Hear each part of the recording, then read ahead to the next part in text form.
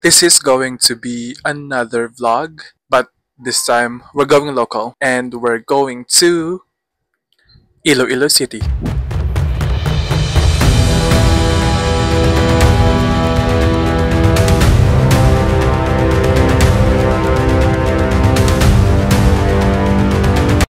Iloilo is a province in the Philippines located in Region 6 or in Western Visayas along with Aklan. Syempre, we all know Aklan. That is where Boracay is, Antique, Negros Occidental, Capiz, and Guimaras. Yung Guimaras, I think, andun yung yung one of the sweetest mangoes in the world. Iloilo City is also known as the City of Love. Maybe because kung paano magsalita yung mga Ilonggo, kaya sila nabansagan na City of Love, and yung kanilang dialect is called Hiligaynon. Iloilo also earned international recognition. Tawag dun sa award na yun is ASEAN Clean Tourist City Award from 2020 to 2022. The Iloilo province is also famous for its festival, which is called Dinagyang Festival. It is being held every January to honor Santo Niño. I think this is similar sa Ati-Atihan, which is sa Aklan naman, and yung Sinulog Festival, which is sa Cebu. And last fact or trivia, ano bang tawag dyan? Iloilo is also renowned for its food. So if you're a foodie, you will surely love Iloilo. May co-workmate ako ngayon na nasa Iloilo currently. Galing siya ng Manila. Tapos nagsettle sila sa Iloilo because of how clean the city is and the food. That's the main thing, no? Yung food.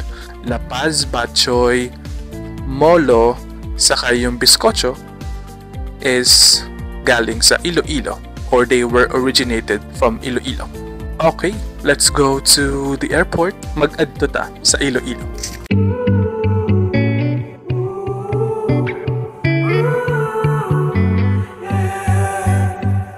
These skies have a different light. Why noise that keeps me up at night? I can't help but think back. We're here na sa We're here na sa Naiya Terminal 3. Kakain muna kami. Gutom na mga frozen. Ano oras na? 4 o'clock. Saktong 4 a.m. Ang flight namin is 5:40 a.m. So, kain na kami saglit sa KFC. And then, punta na kami sa gate namin. Naka-check-in naman na kami. Actually, ito na yung boarding pass namin. Pwede namang paperless kasi nandun naman siya sa online. Pwede mo i-download. Pero as a souvenir na lang. Tapos ito pa, may ginawa kaming kaloko. Di ba dapat kasama namin yung mga kaibigan ni JP? Ano nangyari? Sila pumunta, tinokshit nila kami. Oo. So, shout out kay Jessa. Shout out sa asawa niya. Shout out sa pilay namin is At shout out kay Tere. Tere na pilay. Napilay ko. Sila yung main reason kung ba't kami mag-Iloilo. Tapos sila yung nag-cancel. Perfect, di ba? Kami yung natuloy.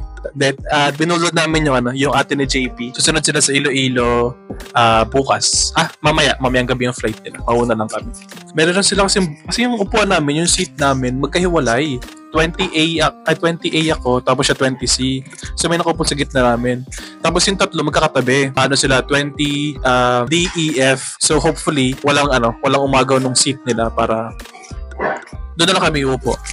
Tapos supposed to be dapat Iloilo. Supposed to be dapat dadaan kami ng Guimaras, kaya Manila to Rojas yung namin, yung flight. Since yun nga, hindi na natuloy yung tatlo, diretso na kami ng Iloilo City. Medyo hassle kasi ang layo pa ng Rojas Airport dun sa Iloilo City. Mga 2 to 3 hours pa, depende.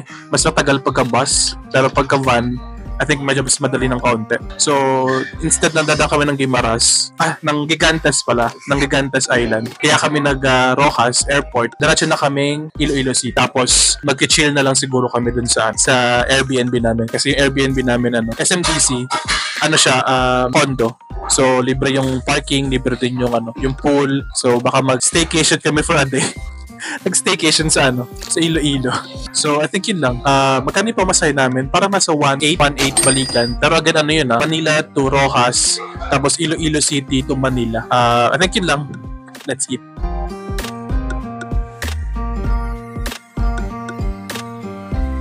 Tapos na kami kumain. Yun lang yun. Let's go to our boarding gate. Nakata niyo yun? Immigration yan. Ang daming tao. Anong oras pa lang? 4:20 pa lang. Ang dami ng tao. Ganyan kami nung nag-Hong Kong. Hanggang dito na yung hanggang dito na yung pila. Ito na yung pila ng immigration. See you on June 3rd. Punta kami ng Kaohsiung, Taiwan. For now, doon mo tayo sa domestic. Ba't ka tumatawa? Tawagin mo yung pangalan natin. Ha? Why are you laughing? Ako, nakalib kasi ako siya. Since nakalib ako, ito, tambay, mamaya pang kain na lang tayo ng cinnamon. Ang ingay naman! Tignan niyo yung working hours ko. 44 hours na ako nag-work. Anong oras na? 5:01 na. Pa namin alam yung gate namin. Mga 5:10 na kami alas.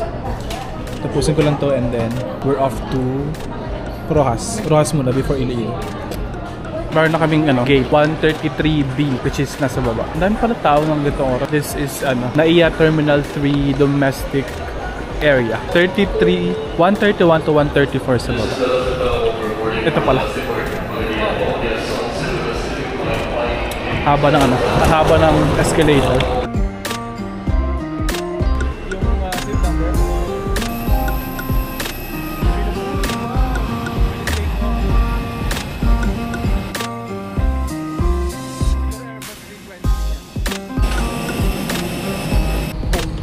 Free end to release. In case of water,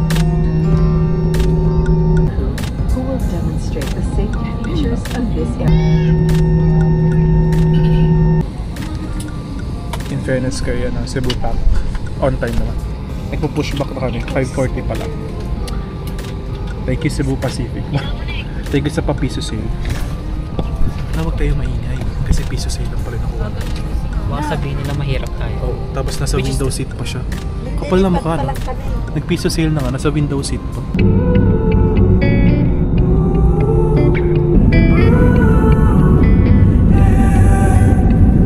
These skies have a different light, white noise that keeps me up at night. I can't help but think back to you. I wish that I could find a face that I would recognize. I replay the memory of you.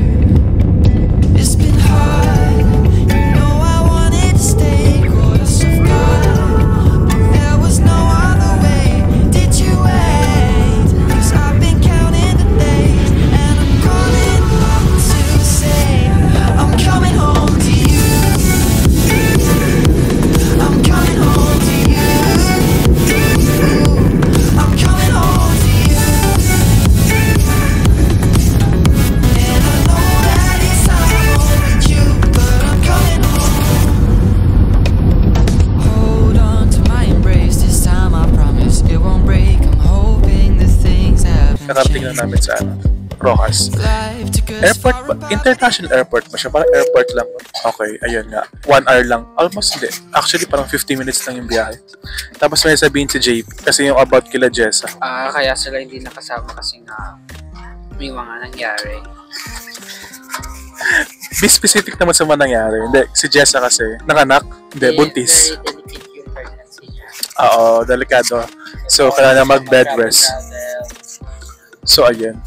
Tapos si Tare, wag na si Tare. So, yung wrong timing si baby. Baby kasalanan mo to. First time lang alam mag-out of town na trip eh. Tapos, Next week yung gender reveal ng baby niya. oo. Tapos si Tare naman, kaya di nakasama kasi na-injured. Kasi Blip natin yun, i-blip natin yun. Tapos, ang next challenge, paano kami sasakay papuntang Iloilo City? Kasi hindi naman talaga dapat, dapat dadaan kami ng Gigantes, diba? So, ngayon, hindi na kami dadaan ng Gigantes. Diretso na kami ng Iloilo City. Pero, paano? How? What? When? Where? Tayo sasakay. Yeah, that's gonna be our next challenge. Tapos, medyo makulimlim, no? Pakita ko sa inyo yung panahon. Medyo makulimlim. Kita ba, no? I think kita naman sa camera na medyo makulimlim yung panahon. Baba na tayo.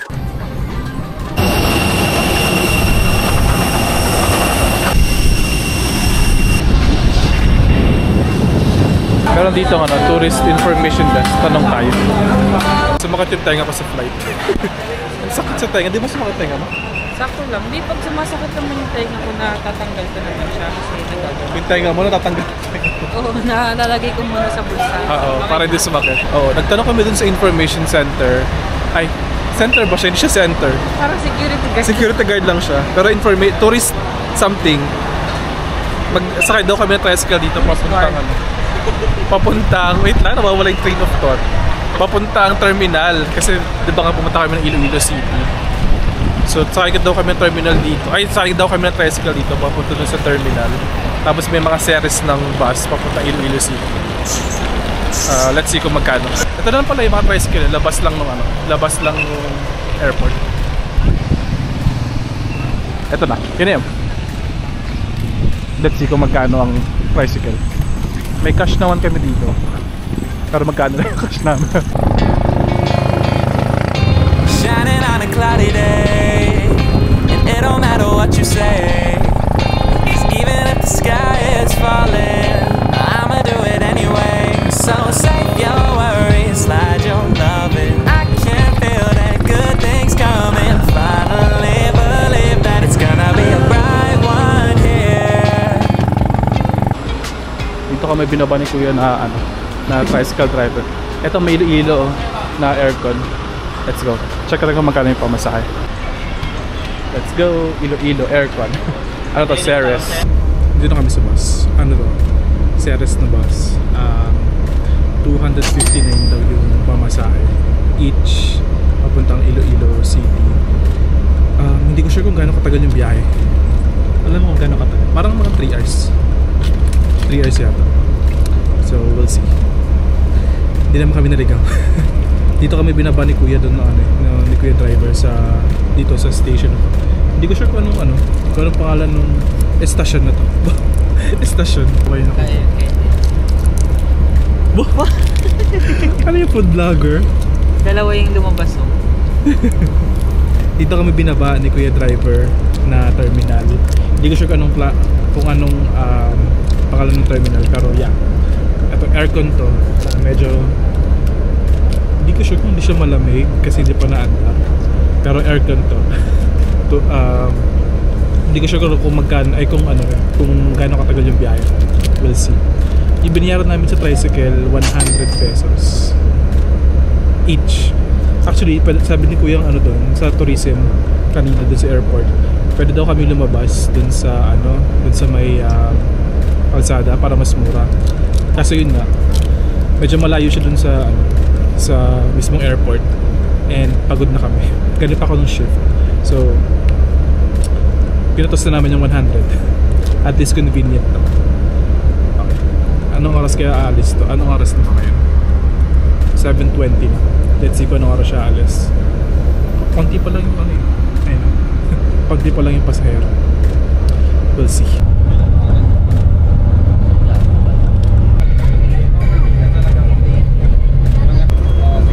Si JP.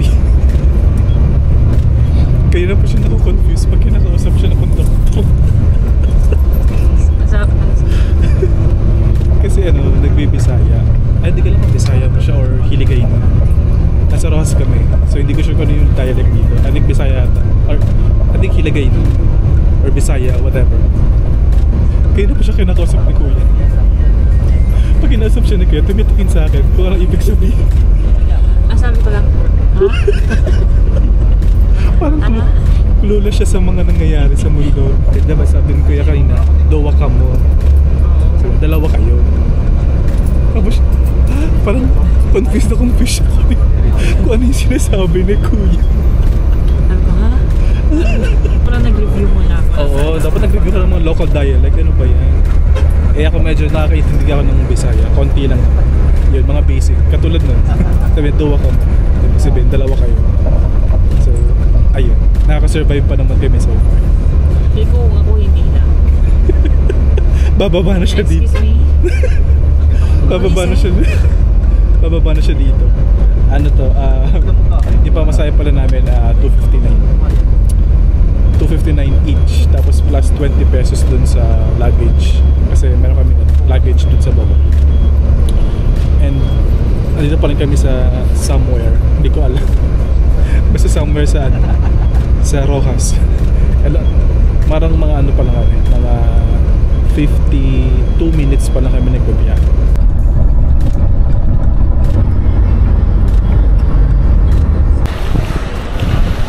Nakababa na kami after 3 hours and 30 minutes yung biyahe. Ang tagal. 7:30 kami umalis. Or 7:40 ba yun? Ano na, 10:53. Dito sa Ceres na terminal. Medyo malayo pa siya sa city center. Pero we'll figure out paano pumunta na. CR muna kami. Paano po makapunta ng SM Iloilo? Liganes sir, sakay kayo ng Liganes na sasakyan na ganito or kaya modernized jeepney doon sa kabis, doon sa labas. So. Dadaan po na mismo SM East? Oo, sa harap talaga ng SM yun. Okay. Ano po nakalagay sa karatan?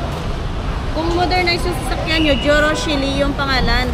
Joroshili. Pero kung sa ano lang, traditional, Liganes SM Highway yung pangalan niya sa ano. Magkano po kayo pamasahe? Siguro andyan sa 15 pesos ata. 15 lang. Salamat po. Sige. Dapat na ng mismong SM City Iloilo yung baba. Tala. Abang tayo dito sa may dito sa may kanto. Ito yung modernized jeep. We'll see kung ano yung nakalagay. Ang Joroshili pa rin ang sinasabi ni ate. Pangalan nung mismong ng transport. Akala namin yung placard nakalagay Joroshili. Yung pala transport pala yung pangalan. Ayan, ganyan. Okay, dapat tayo nakaupo sa bus. Almost 4 hours. Nakapagod. March 22, happy birthday kay mama. Birthday ni mama nga, di ko pa nababate. Ano na, 11:03. Medyo makalimlim sa Iloilo. Okay naman yung biyahe, nakakapagod lang. Kasi almost 4 hours kami nakaupo. Walang stop. Walang stopover na parang mag-CR ka, ganun, wala. Meron ba? Tulog lang pala ako, meron daw. Meron ang dami nga, puro stock. Ayun. Tulog lang siguro ko. Yung mga nagpapasukan ng mga mani. Araw na. Kita nyo ba yung araw? Kaya? Hindi na kami mag-modernize jeep. Pwede na to. Okay, let's go.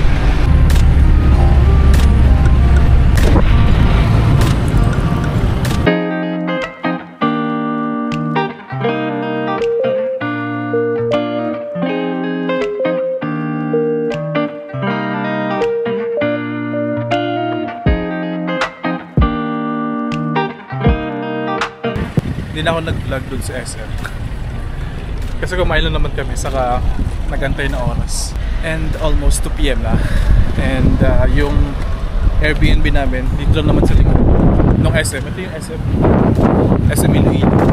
So, Airbnb namin dyan lang sa likod. SMDC lang siya. Okay, natok na ako. ito yung unit. Hindi pala unit. Ito lang yung buildings. Yan, ano daw kami? Building A, Unit 437. Dito namin nabook yung Airbnb namin. As in, likod lang. Ito lang yung SM. Hindi nyo ba kita? Kita nyo yan. Basta yan lang yung likod. SM na yan. Ito lang yung SMDC. Yan. Kailangan ko lang magpahinga. Hindi naman nakatulog masyado sa bus kanina kasi pauga. Saka maingay yung bus.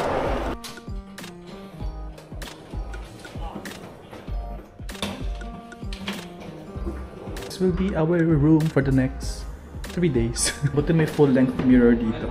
May mga kitchen utensils, may plate, and glass.